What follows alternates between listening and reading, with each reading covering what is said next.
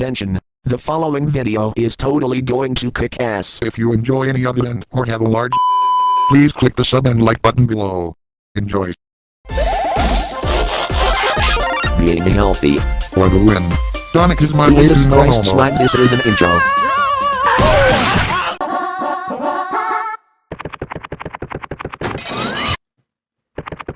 Hey YouTube, SZH4 here, and today I'll be reacting to a new jaiden animations called My Obsession with Hatsune Miku. And I haven't reacted to jaiden animations for a while because I got busy again, but here we are. Anyways, I hope you enjoyed the reaction video. Watch the original video first. Subscribe to jaiden animations, subscribe to my channel down below. Hit that like button, ring that bell notification. Without further ado, we're going to get started. Also, in an hour, there will be the Amazing Digital Circus, so stay tuned for that. But yeah, let's get started. 3, 2, 1, let's go.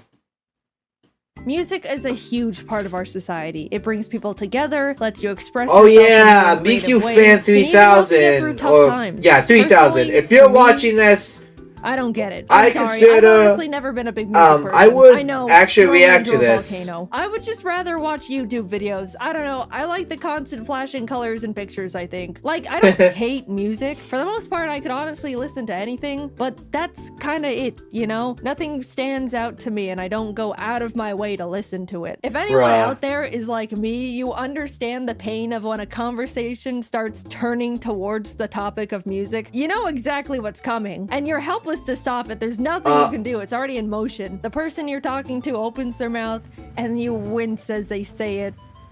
So what kind of music do you listen to?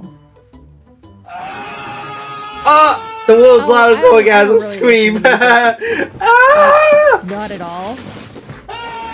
Oh my god. Maybe like Again. some video game music every once in a while, but that's kind of it. Damn. that's crazy. Yeah. Yep.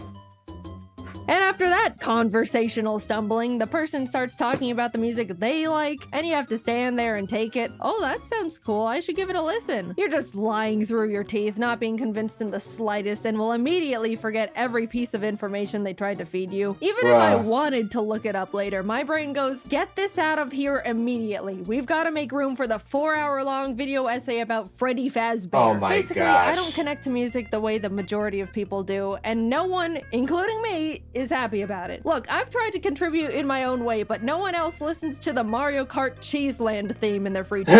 It's good. No one believes me. Now, on a completely unrelated note, a while ago I wanted to get into a hobby that was fun and active at the same time because I do not move if not incentivized to.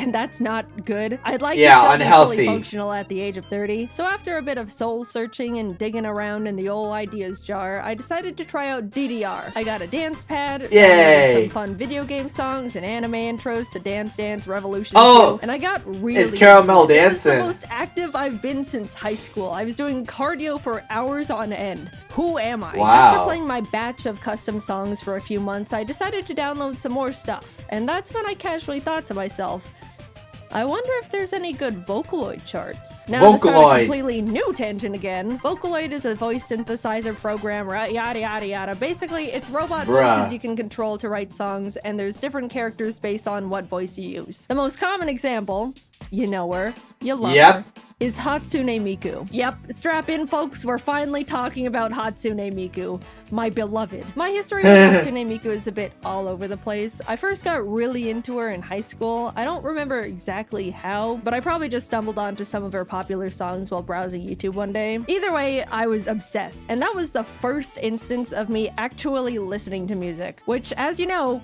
was groundbreaking. I loved Hatsune Miku so much that in my senior year of English class, the teacher told us to write a PowerPoint presentation about anything we wanted. Most kids talked about like ending racism or recycling or something like that, but I decided my presentation was gonna be about our girl, Hatsune Miku. You know, just as morally important as ending racism and preventing global warming. Of course, I disguised it as a presentation about our hologram concert's gonna be the future of live music, but it was really just just an excuse to gush about Miku because I desperately needed that outlet. I was a lonely child. Honestly, I'm not even sure how I mustered up the courage to do that presentation in the first place, because as the shy art girl who never talked to or hung out with anyone, it was a bold choice for me to talk about something considered so strange and nerdy at the time. I started my presentation and immediately was like, oh my god, what the hell am I doing talking about a holographic Japanese pop icon in front of my normie-ass classmates? I regret every moment I didn't stop myself from getting right here. After playing Miku's viral World Is Mine performance for the class, one of the, like,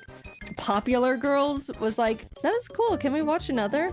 And I thought she was making fun of me, so I just sat back down. As much as I loved Miku back then, my anxiety got the better of me, and I slowly drifted away from her because I didn't want to feel like a social outcast. It's a dog-eat-dog world when you're a teenager, and you know it. We were all I know how that feels. I'm sorry, it came with Miku, what I was weak. it was Fast like. forward to current Jaiden. I was like that when it came with Sonic the Hedgehog. Learned some life lessons. Am not surrounded by self-conscious teenagers 24/7. I'm now sitting here in front of my computer screen with a choice. Should I choose to yet again repress myself from pursuing a niche and uncommon interest because of self-conscious fears? Or am I gonna choose self-healing and growth and allow myself to fully re-explore the world of a Japanese virtual pop star to play DDR2? Oh dear. Crank up that Miku. I started downloading songs I listened to years ago, found some new ones. I was exploring and already getting more and more into the music I chose to leave behind out of fear years ago. I was flourishing, and that's how it began. I didn't know it back then, but this was the first step of a hyperfixation like no other I've experienced. Hatsune Miku was showing me the ways of truly enjoying music. I was playing her whenever I was in the car, consistently looking up new songs and artists to add to my playlist, even listening to her while I work or play video games, which I pretty much never did. My world was changing. And it was all hers. This wasn't just the music either, it was straight up about Hatsune Miku. I've never been a figure collector, but I started buying so many Miku figures I had to get a check out custom my shelf figure in my collections office to display them all. Dude, of different it's such a franchises. double-edged sword to be into Miku because the fan base is constantly being fed. New Miku this, new Miku that. Gorgeous figures are coming out like every month. What am I supposed to do? Not buy them? Every house needs to have at least one Miku. That's a feng shui rule. Also, a huge oversight on my part. When I got my Miku shelf installed, I wanted it above my computer. It turned out great and displays them really well, but when I'm actually sitting at my desk and want to look up and admire my figures, all I see is accidental upskirt shots, and it feels so bad. I'm sorry, Miku, I'm not trying to disrespect you, I promise. It was a miscalculation on my part. So whenever I'm at my desk, I just don't look up. As most of you probably know, Pokemon invited Jacob and me to Japan to attend the Pokemon World Championships back in August. That was super fun, and the video of that trip should be up by now if I'd planned things correctly. Fun stuff. If not, then oops. But Worlds also just so happened to overlap with Magical Mirai, also known as one of the biggest Hatsune Miku expos and concerts ever. Nice. We had to go. Since getting super into Miku, it became one of my biggest dreams to see her live in concert. Who knows if we'd ever get this perfect of an opportunity again? What if she invites me backstage and we became friends? I immediately tried to get tickets, but couldn't figure out how the Japanese ticket system worked, so Emily ended up having to help me out. She was also the one who told me about the concert in the first place, so thank you, Emily, my hero, my savior. We got tickets, but not actually, because if you don't know, the way Japan does most of their online ticket systems is through a gacha. Yeah, random lottery. No matter how much money I was willing to hypothetically spend to get these tickets, at the end of the day, we were all just like those little numbered balls in that bingo spinner thing. Months pass as I eagerly await our fate. Then the email pops up in my inbox. I click it, scanning it way too quickly to understand any of the contents until my eyes catch it. Successfully obtained tickets. Yay!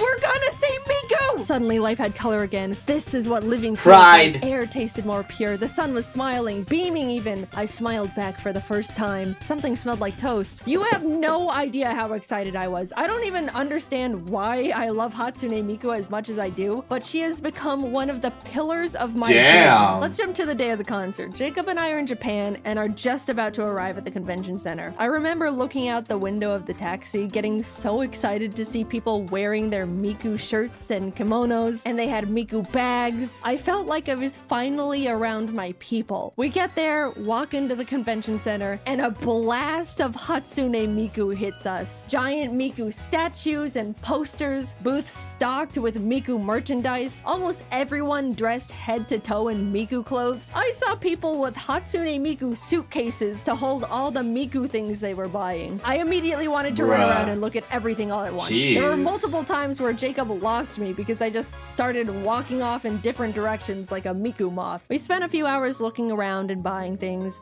We spent a lot of money, but eventually we started getting ready for the live concert. I was giddy with excitement at this point. She was gonna be right in front of me. We found our seats and dude, we were pretty damn close to the stage, especially for randomly selected seats. I couldn't believe how close we were gonna be to Hatsune Miku. I already knew going into it I was gonna cry frame one. If you didn't know, it's pretty standard to have special Miku glow sticks you can shake to the beat of whichever song is playing. You can even switch them to the coordinated color of whichever Vocaloid was on stage at the time. I've only learned about it from watching videos of concerts on YouTube thus far, and I gotta say, it was so fun to see people before the show warming up their arms and practicing their glow stick moves. They really take Hatsune Miku seriously, and I respect it so much. Some people were even quadruple wielding glow sticks. The record I personally saw was 6, like some sort of Miku Wolverine. It was a huge bummer though, because Jacob and I tried to buy some sticks of our own at the expo hall, but they were already sold out. So we didn't have any. And it was kind of embarrassing. Soon enough, the Miku songs the venue was playing started getting louder, and the house lights dimmed. And man, seeing the lights turn down and the teal glow of all the sticks emanating together to light up the room, honestly, it made me tear up. I don't even think I realized how much I loved Hatsune Miku until that moment. Being completely surrounded by people who love her just as much and more than I do. This is what it's like to be into music, isn't it? To experience these moments being completely engulfed in a community, all connected by a single art. I get it now. It's beautiful. The room glowed Miku blue, and everyone was cheering and shaking their glow sticks, anticipating her appearance. All the Vocaloids were introduced one by one with text on the hologram screen. Mako, Luca, Kaito, Kagamine, Rin, and Lan. And then Hatsune Miku. Yeah! The crowd went ballistic. I could already feel myself holding back tears. A little digital poof explosion goes off, and there she was. Our queen. She started singing, and Jacob and I were cheering and bouncing with the rest of the crowd. By the time she got a couple songs in, Jacob and I were definitely feeling left out for not having the glow sticks to shake. So we pulled out our Miku plushes to use in place of them, and that felt much better. By the end of the concert, Jacob was even dual-wielding Mikus. After a few songs, Miku disappeared, and the other Vocaloids played some of their songs. I honestly don't know them as well, so I wasn't too familiar with most of the songs they all played, but I was having a great time nonetheless. It was nice to not be fighting tears the whole time anymore as well. Then Miku came back and the concert continued. Burst into tears. Glow stick moves, replaced with our Miku plushes, of course. There's the classic arm cheer on beat, the on beat off beat, the building cheer on to beat, even throw in the advanced building cheer on to double beat with a height. I'll say doing all those glow stick movements was honestly a really crazy arm workout. Like, we were working biceps and shoulders for 2 hours straight. Imagine Beat Saber, but higher up in the posture with almost no breaks. And if you don't commit, then Hatsune Miku thinks you hate her. I wanted to mention that in Vocaloid concerts, obviously they have a recording of the vocals because